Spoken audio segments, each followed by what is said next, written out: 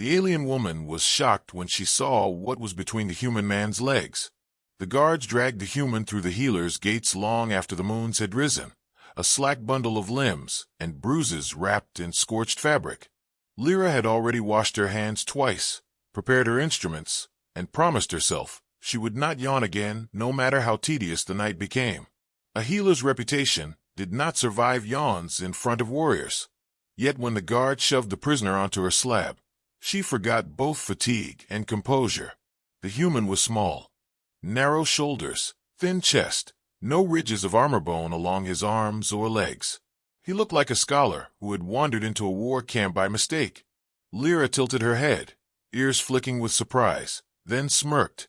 "This is the fearsome invader? I've seen hatchlings sturdier than this."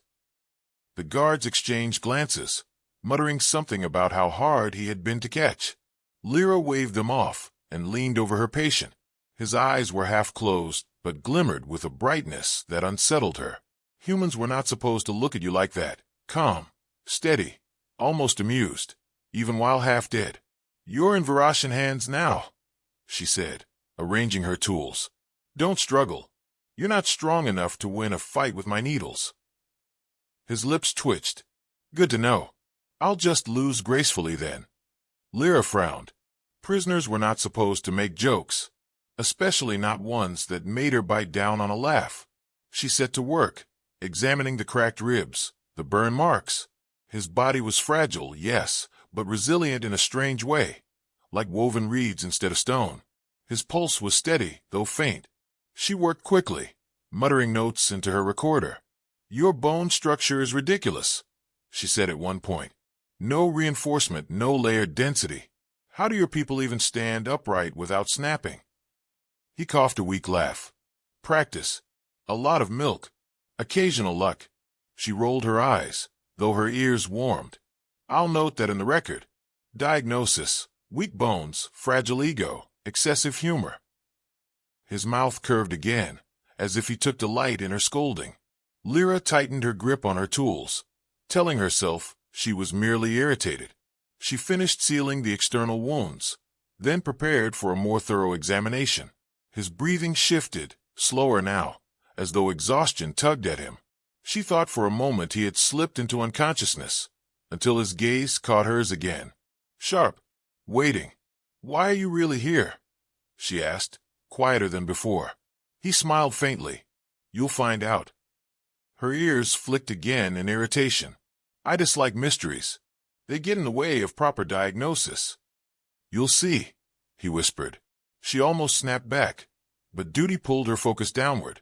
Internal checks were necessary. She drew a curtain around the slab, ignoring the guards' curious looks. The human needed privacy. Even prisoners deserved dignity.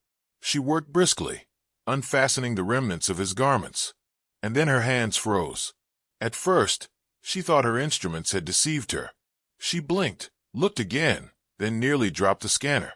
What she saw did not match any known chart of human biology, nor Varashan. It was more.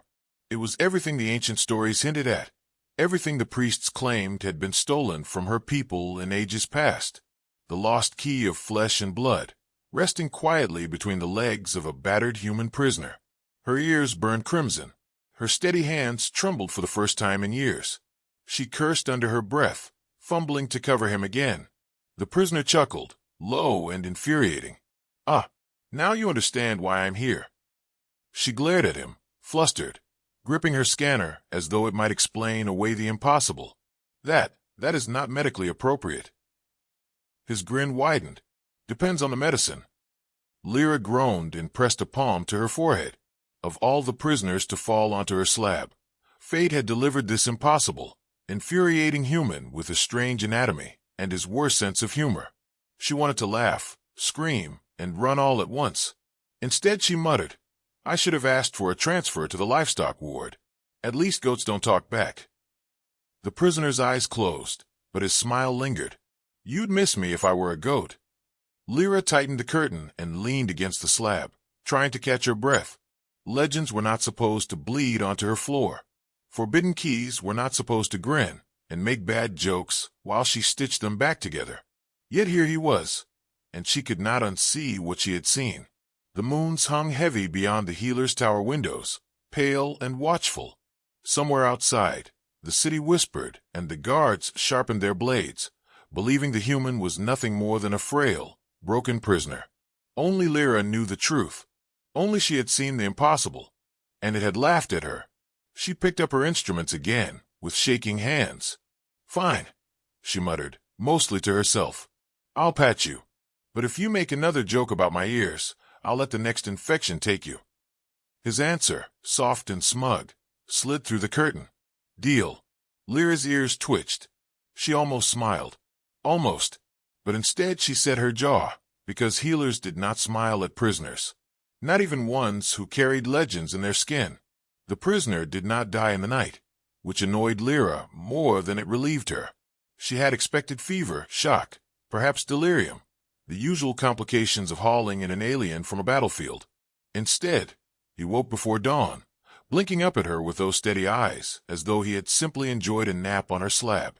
She was still recording notes, still trying to make sense of what she had seen the evening before, when his voice startled her.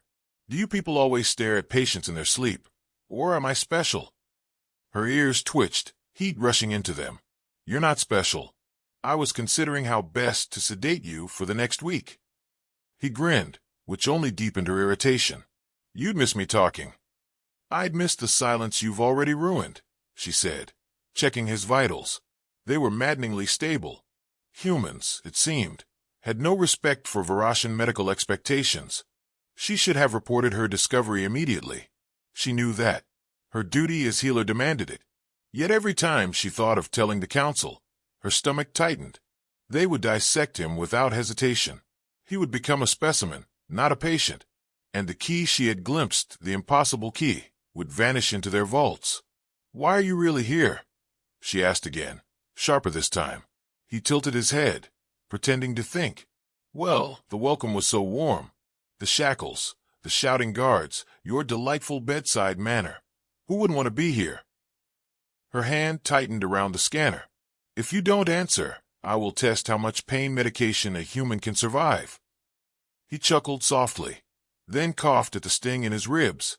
"Careful, healer. I'm fragile, remember?" She glared. "Fragile and infuriating." "I prefer mysterious and charming."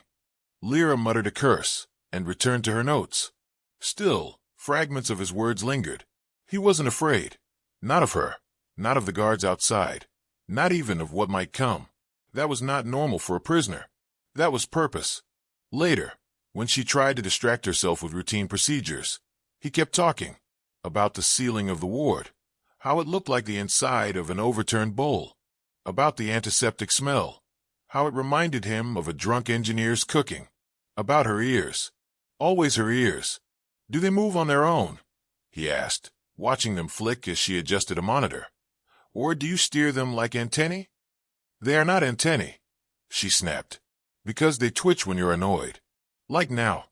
And now." She nearly dropped the monitor on his chest. "I should sew your mouth shut. That would be a proper medical procedure."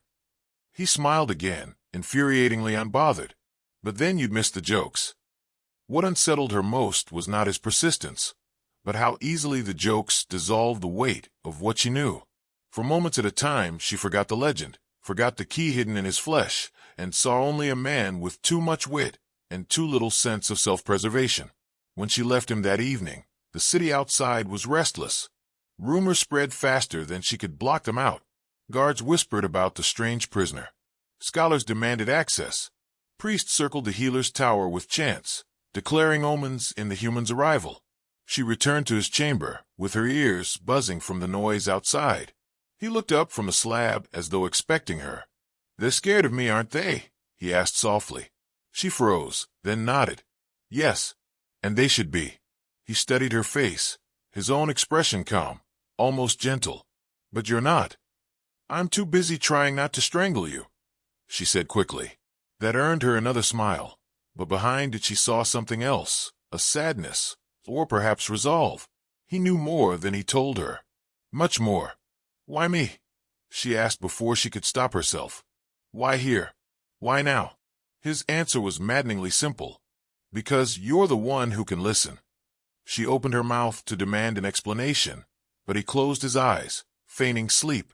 Whether exhaustion claimed him or he only pretended, she could not tell. She stood there longer than she should have, ears burning, heart pounding with questions that would not still. Outside, the city's twin moons crept higher, bathing the tower in pale light. Inside, a human with too many secrets and one impossible truth rested under her care. Lira sat beside him with her instruments laid out, promising herself she would unravel him like a puzzle. And if he dared make another joke about her ears, she might finally test just how much anesthesia a human could endure. The third morning arrived with shouting at the gates. Lira heard it through the stone corridors, a rising storm of voices. Priests, scholars, soldiers, they all wanted the human. Rumor had swollen into frenzy. Some claimed he carried a weapon hidden in his body. Others swore he was a prophecy made flesh. One inventive merchant insisted the human was a spy sent to steal their ears. Lira muttered under her breath and wished her people would find better hobbies. She entered the ward to find Kalen already awake, sitting upright on the slab with the air of a man enjoying a holiday. "Busy street festival out there," he said cheerfully. "I hope they sell snacks. I could murder something fried." "You are not leaving this slab," Lira said, scanning his vitals. "Fine, then bring me the snacks. I'll write you a glowing patient review." Her ears twitched. "Reviews do not exist here." "Tragic. How else do you sort good healers from the ones who accidentally sew people to the beds?" She set the scanner down harder than necessary. "Hold still before I test whether humans can breathe with their noses stapled shut." He grinned, infuriating as ever, but when the chants outside grew louder, his expression softened. "They're afraid of me," he said.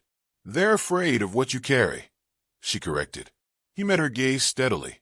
"And you?" She forced her hands to keep moving, arranging instruments. "I'm too busy being annoyed by your mouth to be afraid. See, that's why I like you." Her ears flushed crimson. She cursed herself for letting the conversation wander into dangerous territory. She should not be bantering with a prisoner. She should be reporting him to the council. Yet each time she imagined the council's sterile laboratories, she found herself tightening her fists. That day, a delegation arrived. 3 priests in silver robes, their ears bound in ceremonial bands. They demanded entry to the ward. The guards argued, but the priests had authority that bled into every wall of the citadel. Lira was summoned to meet them in the hall. "You tend the alien," the eldest said, voice sharp as a scalpel. "You have seen his body." Her throat tightened. "I have treated his injuries." "You have seen more than injuries," the priest pressed. "Do not lie. The council must know." Lira felt Kalen's gaze on her even through the door. She heard his faint cough, as though reminding her he was listening. She forced her voice steady. "He is weak. He needs care. Nothing more." The priests narrowed their eyes. One whispered a curse, another spoke of omens. But in the end they left, muttering promises to return. Lira returned to the ward and found Kalen smirking. "Nicely done," he said. "You lied for me." "I told the truth," she snapped. "Half the truth," he said. "And you didn't enjoy it nearly as much as you pretend." She turned away, ears twitching furiously. "Don't mistake necessity for loyalty." "Too late," he murmured. Later, when she examined him again, she noticed something strange. His cells were repairing themselves faster than expected. Not Varashan speed, but beyond what her charts predicted for humans. His body carried resilience that did not belong. She asked about it. He only smiled. "Side effect of destiny," he said. "I despise destiny," she replied. "You despise everything," he teased.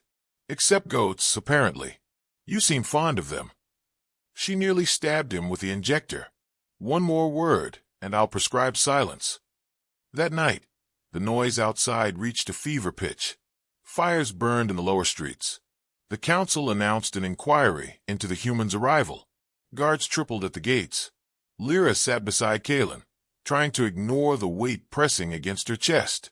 "They'll come for you soon," she whispered. "I know," he said. "You should be terrified. I've been terrified before. It's boring. Humor is better." She stared at him, half in disbelief, half in reluctant admiration. He laughed at the edge of death.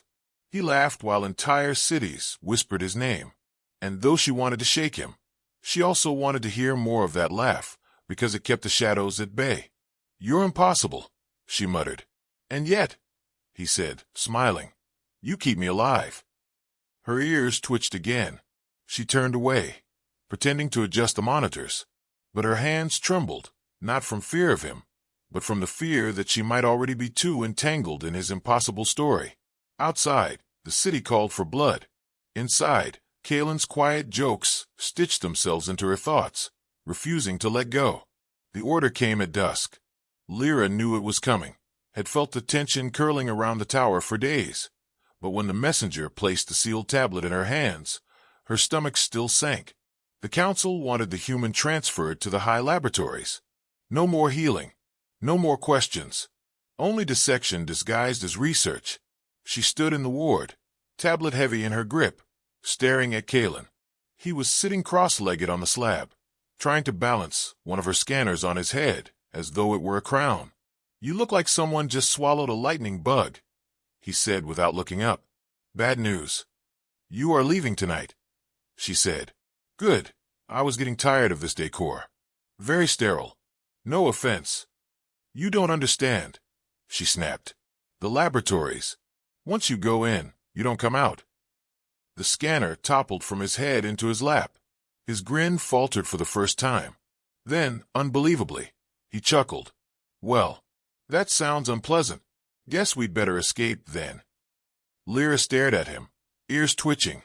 "Do you think it's that simple?" "Of course not. Which is why it'll be fun."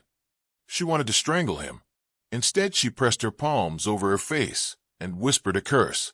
But the idea had already taken root. If she let him be taken, she would never see the truth again, never know why fate had put this impossible man in her ward. And worse, she would have to live with the sound of his laughter silenced forever. So she did the unthinkable. She planned. When the guards arrived with the transfer order, Lira was ready. Kalen had wrapped himself in stolen bandages, groaning theatrically as though one step might shatter him. Lira marched at his side, datapad in hand, barking at the soldiers. "Careful with him, you clumsy oxen. He's a delicate specimen. If he so much as sneezes wrong, the council will have your ears boiled." Kalen coughed weakly. "Terrible bedside manner. I'd rate you 3 stars." She elbowed him sharply, earning a wince that was only half-acted. The guards, eager to avoid blame, hurried them through the halls. The first checkpoint was the hardest. The officer demanded to see the order. Lira shoved the tablet at him, with a glare sharp enough to cut steel. "Do you want to explain to the council why you delayed their specimen?" The officer blanched and waved them through. Kalen whispered, "Impressive. You could scold meteors into changing course." "Shut up," she hissed. At the second gate, Kalen stumbled dramatically, nearly collapsing on a guard. "Oh no, my fragile human bones," he groaned. "So brittle." The guard recoiled, muttering about contamination. Lira seized the opportunity, snapping at them to fetch sterilization cloths. By the time confusion spread, she and Kalen had slipped through a service door. They ran. Well, she ran. He limped and tripped and muttered jokes about how Varashan corridors were designed to murder ankles. "You're slowing me down," she hissed, dragging him by the arm. "I'm providing comedic relief," he panted. "Every great escape needs it." By the time alarms blared behind them, they were already scaling the maintenance ladders toward the outer wall. Kalen wheezed the whole way, insisting humans were not built for vertical travel. Lira nearly dropped him just to prove the point. At the final gate, the sky opened above them, the twin moons spilling silver across the wilderness beyond. The air smelled of cold stone and freedom. Kalen leaned against the wall, breathless. "See, simple. You nearly got us killed 5 times, she said. 5 is a respectable number." She glared, but her heart was pounding too hard to argue. For the first time, they were outside the council's reach. The thought was terrifying and exhilarating all at once. They staggered down into the wild valleys, leaving the citadel's glow behind. Lira kept her ears sharp for the sound of pursuit, But for the moment, only the wind followed them. Kalen looked up at the auroras shifting across the night sky. "You know," he said softly, "I always imagined seeing this place without chains. Thanks for making it possible." Her chest tightened. She wanted to tell him not to thank her, that she had just doomed them both. But instead she muttered, "If you collapse now, I'm leaving you for the goats." He laughed, low and tired, but real. And though the city behind them burned with fury, for a brief moment Lira felt something she hadn't in years, the dangerous warmth of hope. They reached the hidden valley after 2 days of stumbling flight, half-fed on roots and Kalen's endless supply of sarcasm. Lira was exhausted, her ears twitching at every sound, but he still found the energy to complain about Varashan soil being hostile to human ankles. She threatened to carry him by the scruff like a stray animal if he didn't stop. He laughed anyway, which made the walking somehow less unbearable. The valley wasn't empty. Tents of woven alloy cloth shimmered against the cliffs, their frames alive with flickering holograms designed to confuse drones. Rebels. Lyra's heart seized, but Kalen walked forward as though greeting old friends. Soon they were surrounded, spears raised, energy rifles humming. "He's the one," someone whispered. "The human." "The key." Lira bristled, stepping in front of him. "He's injured. He needs care before your prophecies." Kalen touched her arm lightly. "It's all right. This is why I came." They were led to the rebel council, a circle of hardened Varashans whose eyes burned with years of hiding. Their leader, an elder with hair like ash, studied Kalen in silence. Then her gaze shifted to Lira. "You discovered the truth." Lira hesitated. Every oath she had sworn as a healer screamed at her to deny it. Yet she had already broken them all. She nodded. The elder turned back to Kalen. "Then the stories are true. The genetic key exists." Kalen spread his arms with mock grandeur. "Surprise. I'm very special. Should have printed it on a t-shirt." Some of the rebels frowned at the word, but Lira couldn't help the small laugh that slipped free. Even here, surrounded by strangers who saw him as a living relic, he found a way to turn fear into humor. The council spoke of the ancient technology buried beneath Varasa's crust, machines that had lain dormant since the Empire's dawn. The key had been taken in war, hidden among the stars. Without it, the machines slept. With it, they could awaken, restoring power once thought lost forever. Kalen listened, then shook his head. "This isn't about power. It's about healing what was broken between our peoples. My body carries both human strength and Varashan legacy. It's not just a key to a machine. It's a key to making something new." The rebels murmured uneasily. Power was easier to accept than reconciliation. Lira stood, ears high. "He's right. I saw it in his body. What we lost, he carries. But if you use him only as a weapon, you'll repeat the mistakes that cost us everything. He didn't come here to die on your slab. He came to show us another way." The elders studied her for a long time, then finally nodded. "Then show us." They led them into the earth, through tunnels carved with symbols that glowed faintly as Kalen passed. At the heart of the cavern lay the machine, a vast sphere of black alloy, silent for centuries. Kalen placed his hand on its surface. Nothing happened. He looked back at Lira, sheepish. Maybe it's shy." "Try harder," she said, though her ears twitched nervously. He pressed his hand again, then winced. "Feels like it wants more. Like it's half a lock." Lyra's breath caught. The story spoke of fusion, of 2 bloodlines entwined. She stepped forward, heart racing. "If it requires both of us." Kalen gave her a crooked grin. "Well, healer, ready to commit medical malpractice on a planetary scale." She rolled her eyes, but her trembling hand joined his. Flesh met metal. Light erupted. The sphere pulsed, humming with energy that rippled through the stone. Symbols flared across its surface, and the ground shook as though the world itself were waking. The rebels gasped. The elder bowed her head. Kalen squeezed Lyra's hand. "Told you." Destiny with a sense of humor. When the light faded, the machine was alive, its hum steady and strong. Not a weapon aimed at destruction, but a beacon. Across Varasa, ancient towers flickered awake, systems long dead breathing again. The key had not been for war. It had been for renewal. In the days that followed, the rebels carried word to the cities. The council raged, but they could not deny what every citizen saw. Power blooming where there had been scarcity. Crops growing where the soil had been barren. The human prisoner became a symbol not of fear, but of possibility. Lira remained at his side, though her role had changed. She was no longer only his healer. She was his partner in a future neither of them had expected. One night, sitting by the reborn machine, Kalen looked at her and smirked. "Admit it, you'd miss me if I died in your ward." She sighed, ears flicking, but her smile betrayed her. "Maybe a little. Mostly for the jokes." "Best patient you ever had," he declared. "Most insufferable," she corrected. But her laughter echoed against the cavern walls, mingling with his. And for the first time in generations, Varas's future felt less like a burden and more like a promise. Lira had set out only to heal wounds. Somehow, she had helped heal a world, and though the path ahead was uncertain, she no longer trembled at the weight of it.